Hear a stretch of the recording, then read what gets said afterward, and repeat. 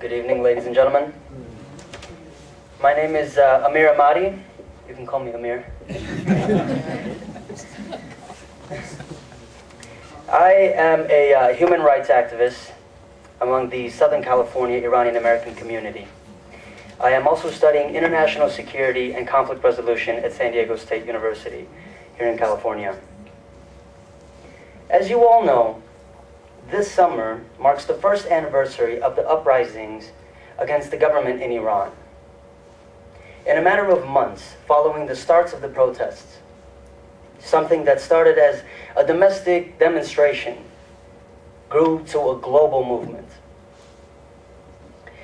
But now, the Iranian government is imprisoning and even executing its people within the country.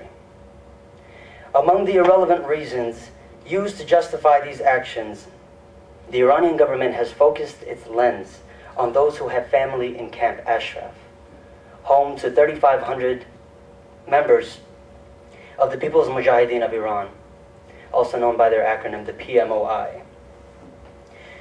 What this means is that my own family is in danger. And I brought a picture.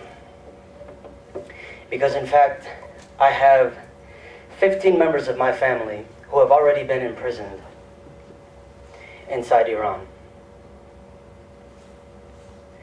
And this includes the widely campaigned Atifeh, Jalal, who I was very close with, Zohur, Khadija, Zia, Ali Reza, Tayyib, Hamid Reza, Mehdi, and Fatima Nabavi, and that's to name a few.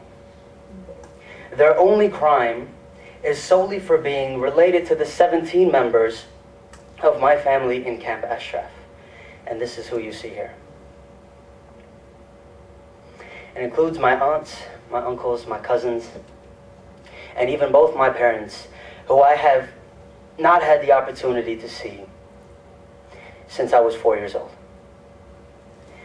So on behalf of my family in Camp Ashraf and myself, I'd like to thank the 224 bipartisan members of the House of Representatives for their support on Resolution 704. I especially want to thank Representatives Bob Filner, Brad Sherman, Dana Rohrabaker, Henry Waxman, and 30 more members of Congress in California.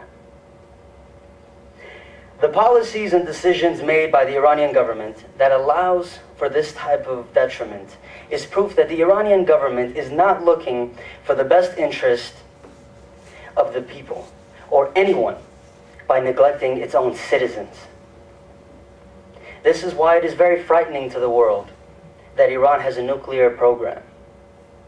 And even more so if Iran were to potentially obtain a nuclear weapon.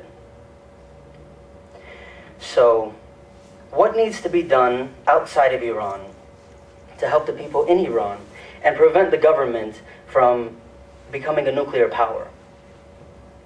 The most politically sound, least expensive, and morally sufficient direction the support the world, and especially the United States, can provide is to the people of Iran. Iranians have shown the desire and will to do what they have a long history of, and that's change the government. In the last century, there have been 3 major governmental changes in Iran. In 1906 was the Constitutional Revolution. 50 years later was 1956, ending the Mossadegh era. And the latest in 1979. In all 3, the West was on the wrong side. Take the 1979 revolution, for example. Almost every country, including the US, Soviet Union, and China, supported the Shah and his dictatorship. Yet, now that the people of Iran are determined to bring down these religious dictators and establish a secular, democratic, non-nuclear, and republic Iran, it would be wise of the global players to address this movement in a humanitarian fashion by supporting the people in Iran and not the government. as Nasser has stated, Mr. Sharif has stated, Obama said that he is extending an open hand in hopes that fists would unclench. We hope, and it is vital, that he is extending that open hand to the people and their struggle. Thank you.